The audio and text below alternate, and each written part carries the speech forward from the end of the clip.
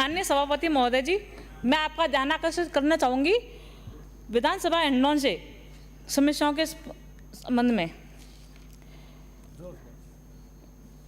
मेरी हिंडौन विधानसभा में खारी नाला एक, तो उस पर क्या है कि वो जब से पटा हुआ है, समस्याओं का समाधान नहीं है बिल्कुल वहाँ पे। आप लोग मेरी बात ध्यान से सुने। खारी नाले का जब से पटा हुआ है, शहर में बहुत सारा पानी, जब बारिश भी नहीं थी उससे पहले पानी का भराव रहता था, सफाई नहीं हो रखी है, गंदगी भरी हुई है, इससे व्यापारी और पब्लिक को परेशानी हो रही है।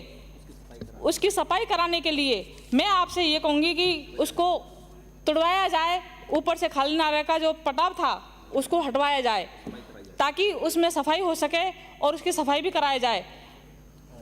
और मुख्यमंत्री जी से मैं ये कहूँगी कि उनके उधर की संभाग की, मैं उधर की रहने वाली हूँ, उन लोगों ने बड़ी आशा थी मेरे से, पब्लिक पूछती है, जब से बजट पेश हुआ है मेरे से उन्होंने पूछा कि मैडम आपके मुख्यमंत्री जी तो आपके उधर के ही हैं, आपके लिए आपके भाई हैं, आपके लिए क्या दिया? कुछ भी नहीं दिया। ये तो बहुत मेरी दुर्भाग्य की बात है कि उन्होंने मेरे लिए कुछ नहीं दिया, अपनी बहन के लिए कुछ नहीं दिया, तो लोगों के लिए क्या देंगे? दूसरा, विधानसभा से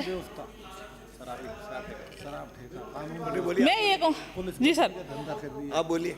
विधानसभा चुंगी नाका जो 5 नंबर उसमें है, तो मेन रोड पे संविधान हमारे डॉक्टर भीमराव अंबेडकर की मूर्ति है, वहाँ के उसके सामने महज 10 मीटर की शराब की ठेका है। तो वो सुबह 4 बजे से रात के 12 बजे तक खुला रहता है। वहाँ से शिकायतें भी आई, गुंडागिर्दी भी होती है, लूटमार भी होती है।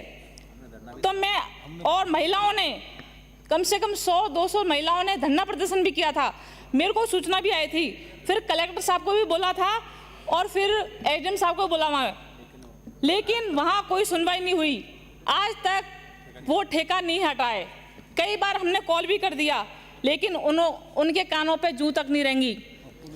और पुलिस का बहुत गलत रवैया है, वो एक भी बात किसी की नहीं सुन रही, बल्कि परेशान, जिसको गरीब है उसको भी परेशान किया जा रहा है। वहाँ पे बजरी का भी धंधा हो रहा है, स्मैक का हो रहा है, गांजे का हो रहा है, लेकिन वहाँ की पुलिस बिल्कुल ध्यान नहीं दे रही है। कई और डिम्पल मीणा की बात रही, उसमें भी हमने काफ़ी वो जोर लगाया था, लेकिन वहाँ कोई सुनवाई नहीं हुई है, बल्कि उनके पिताजी और माता को अरेस्ट कर लिया गया था, उनको टॉर्चर किया जा रहा था। और उनसे सबसे पहले ये है कि उनको टॉर्चर करके उनके ऊपर ही रखवाना चाह रहे थे कि आपने ही उन बच्ची को उस पर ही केस लगा दिया।